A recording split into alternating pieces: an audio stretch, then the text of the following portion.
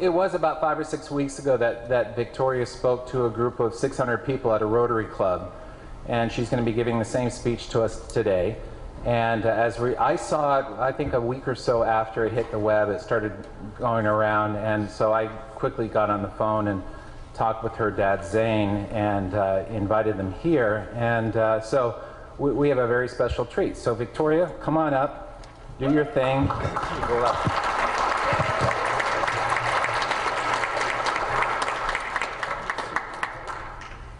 Have you ever wondered why Canada is in debt?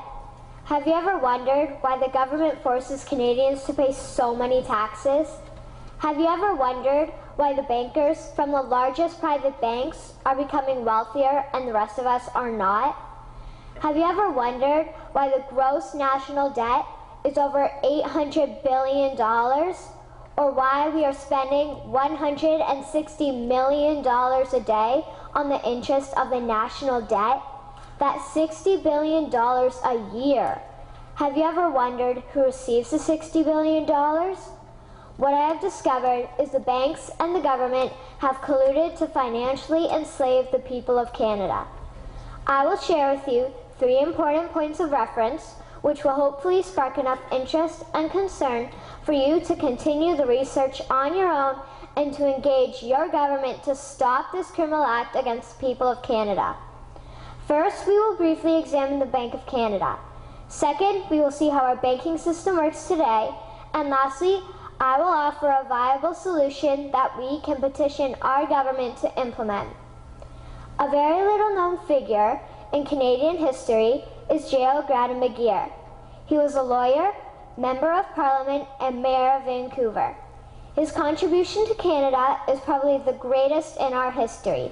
He championed the creation of the National Bank of Canada, whose sole purpose is to create and manage Canada's money. It was formed on July 3, 1934, and owned by all Canadians.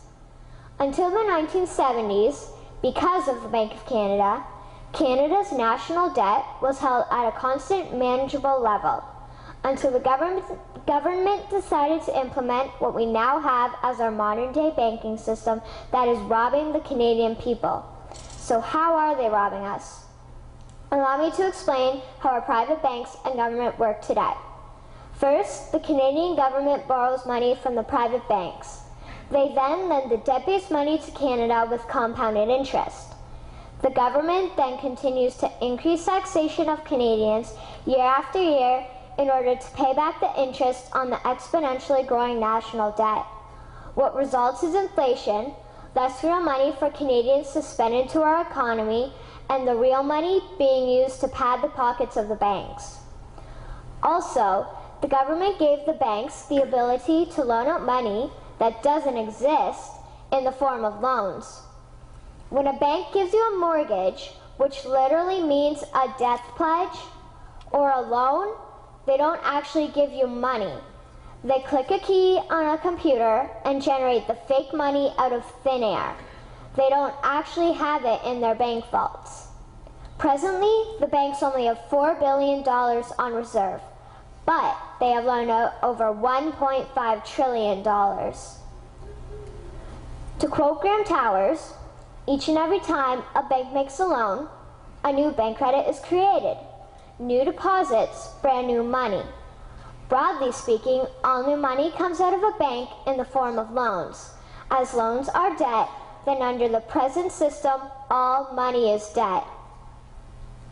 What I find interesting is even Jesus, in Matthew 21, drove out the money changers in the temple because they were manipulating the currency to steal money from the people.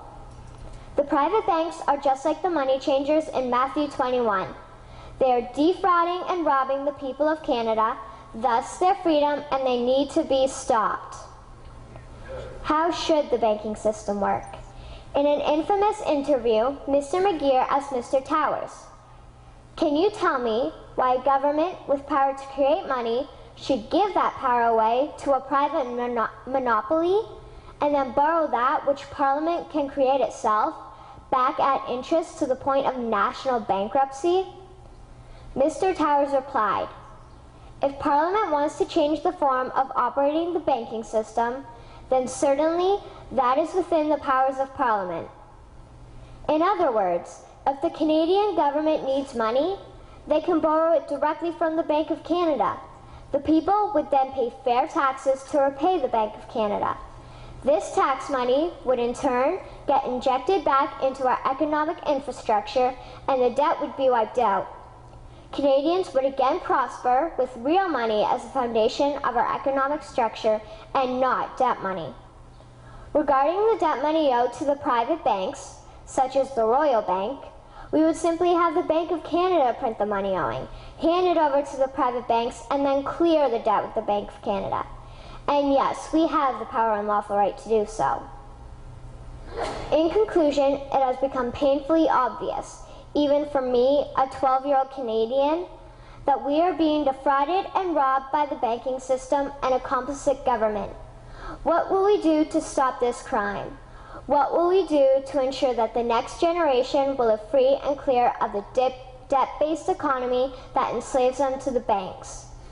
Margaret Mead said the following, and I hope that all of you remember this. Never doubt that a small group of people can change the world. Indeed, it is the only thing that ever has. Thank you.